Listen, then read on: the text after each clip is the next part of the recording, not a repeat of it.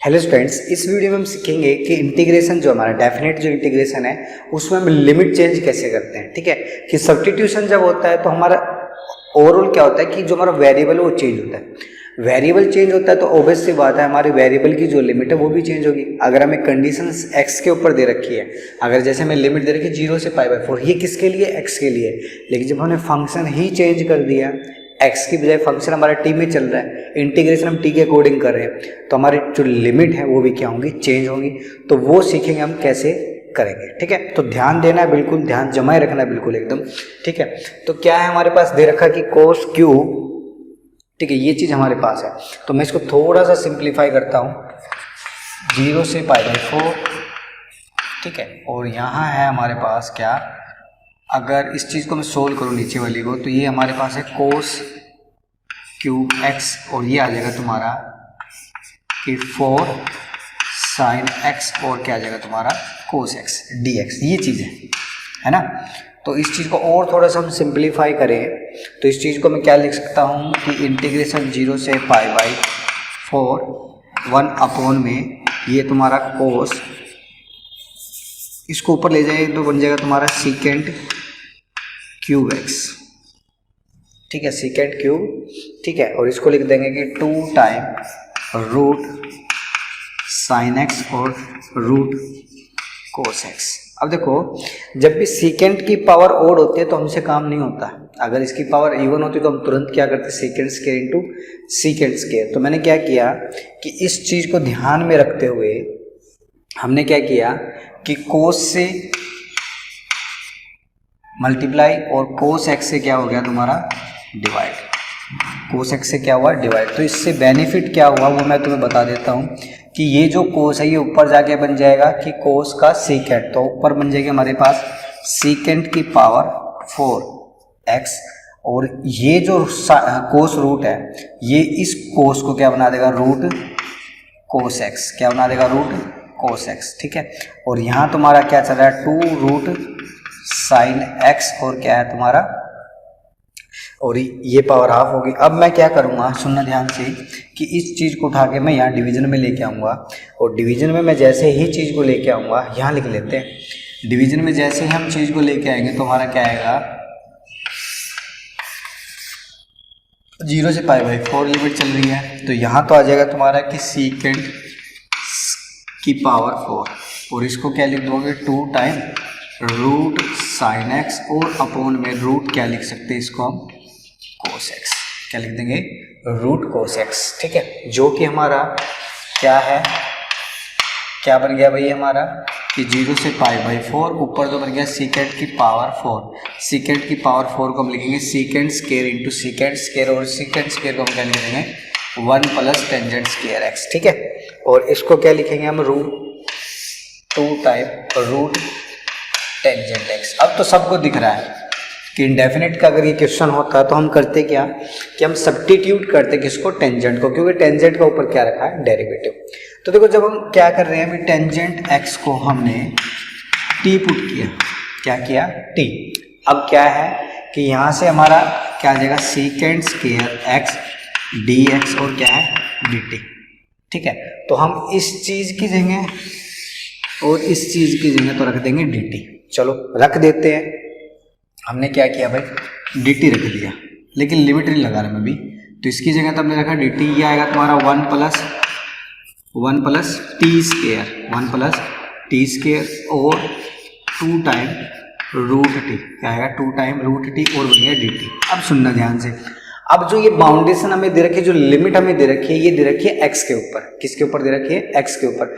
लेकिन यहाँ हमारा क्या हो रहा है, वेरिएबल चेंज हो रहा है। अब तो वेरिएबल रहा ही नहीं x, वेरिएबल क्या हमारा t है, t के रिस्पेक्टिव हम इंटीग्रेशन कर रहे हैं। तो बेसिकली हमें करना क्या पड़ेगा, यहाँ पे लिमिट चेंज करनी पड़ेगी। x की वैल्यूज के लिए हमें t की वैल्यू देखनी क्या आ रही है। ठीक है, तो t की वैल्यू के लिए हमने इस पे ध्यान दिया।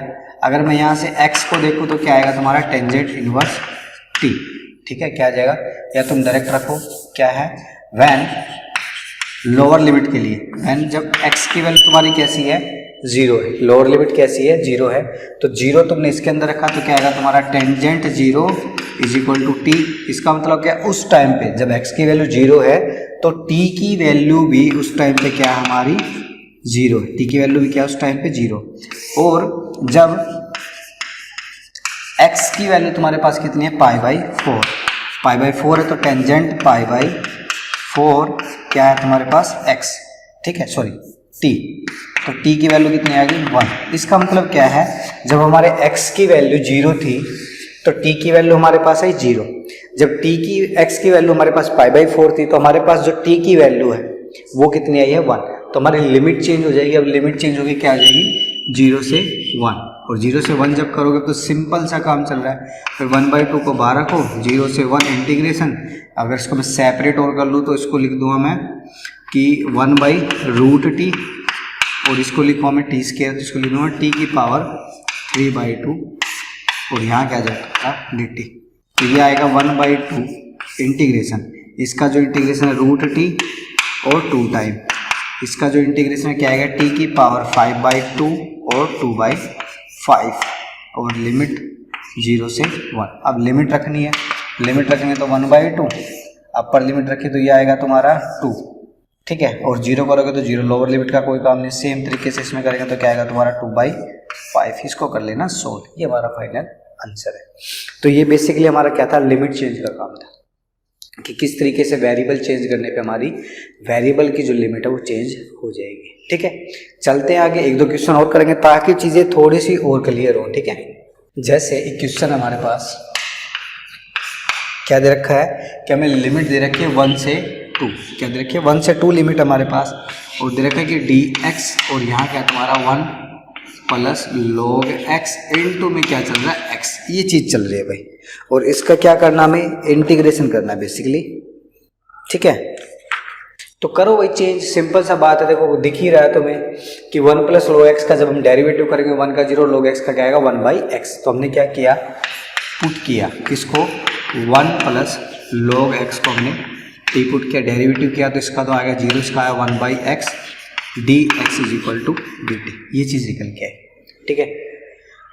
तो फंक्शन तो हमारा चेंज ही हो गया, ओवरऑल क्या आ गया। दूसरा आप लिमिट और निकाल लेते हैं, for lower limit, for lower limit, lower limit के लिए हमारा क्या आ जाएगा, एक तो क्या आएगी, टी की जो एक्स की जो वैल्यू 1 है, एक्स की वैल्यू क्या है 1 है, तो हमने क्या किया, इसमें एक्स की वैल्यू 1 रखी, तो क्या आएगा तुम्हारा कि 1 plus log 1 is equal to T, तो log 1 की वैल्यू तुम्हें पता है 0 होती है, तो t इज इक्वल टू क्या आएगा तुम्हारा 1 आएगा, ठीक है। और जब x की वैल्यू तुम्हारे पास कितनी है 2 है, 2 है तो यह आएगा तुम्हारा 1 plus log 2 equal to T, दोनों लिमिट आ गए हमारे पास।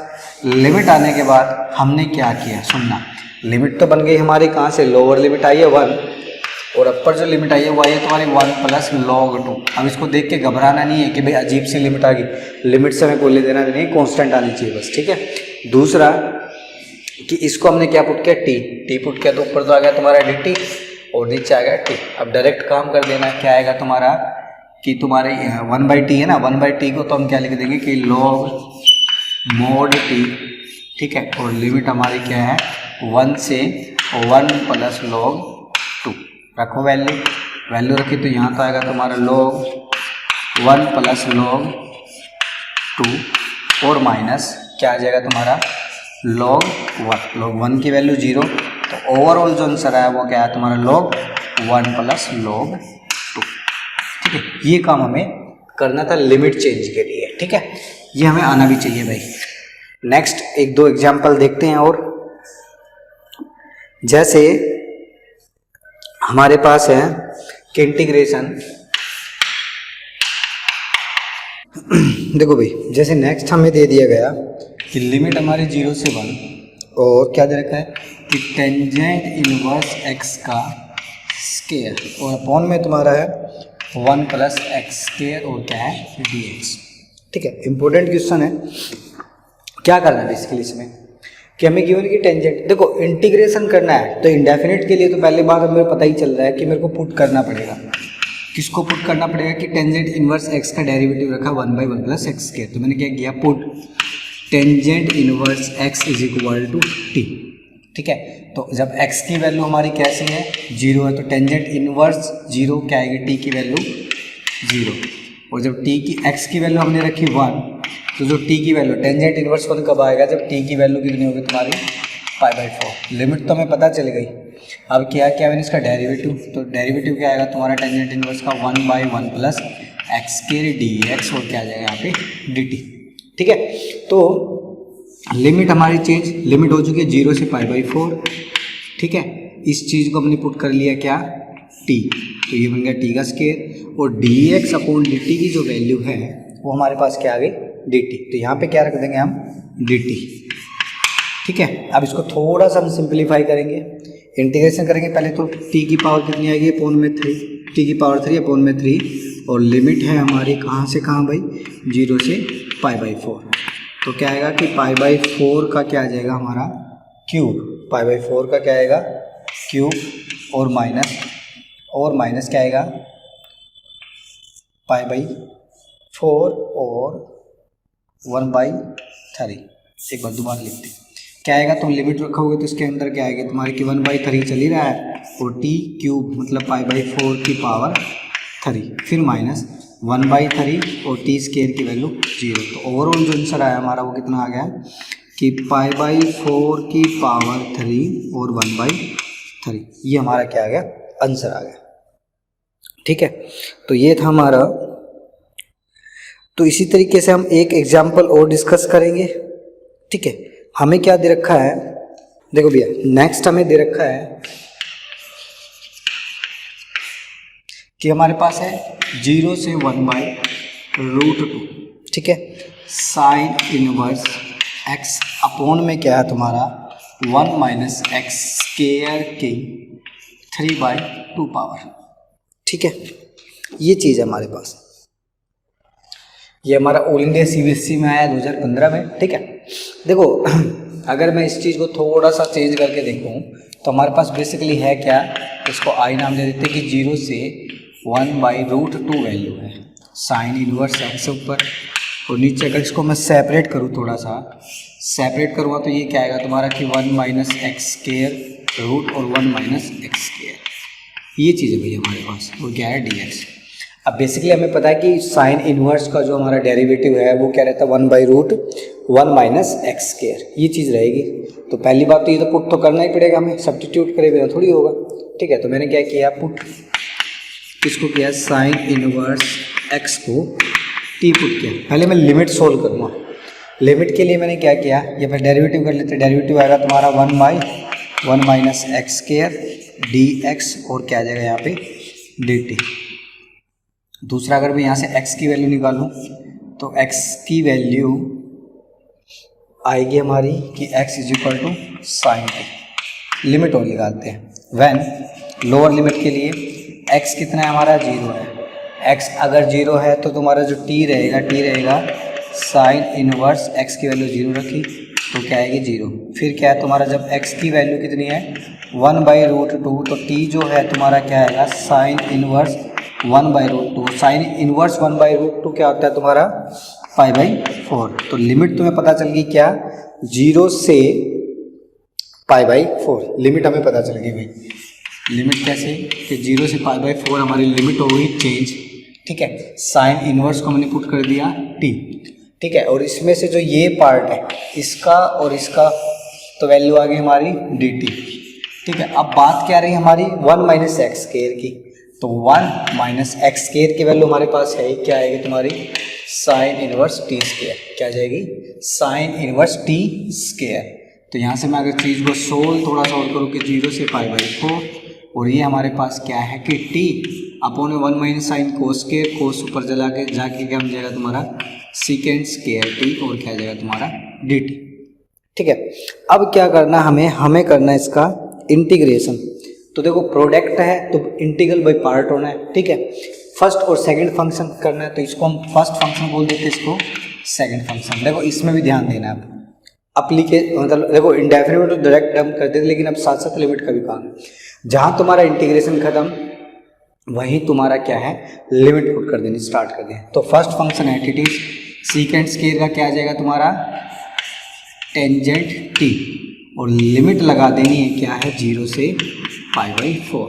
ठीक है, देन फिर इंटीग्रेशन 0 से π/4 लिमिट अब क्या आएगा टी का डेरिवेटिव क्या आएगा तुम्हारा 1, टी का डेरिवेटिव 1।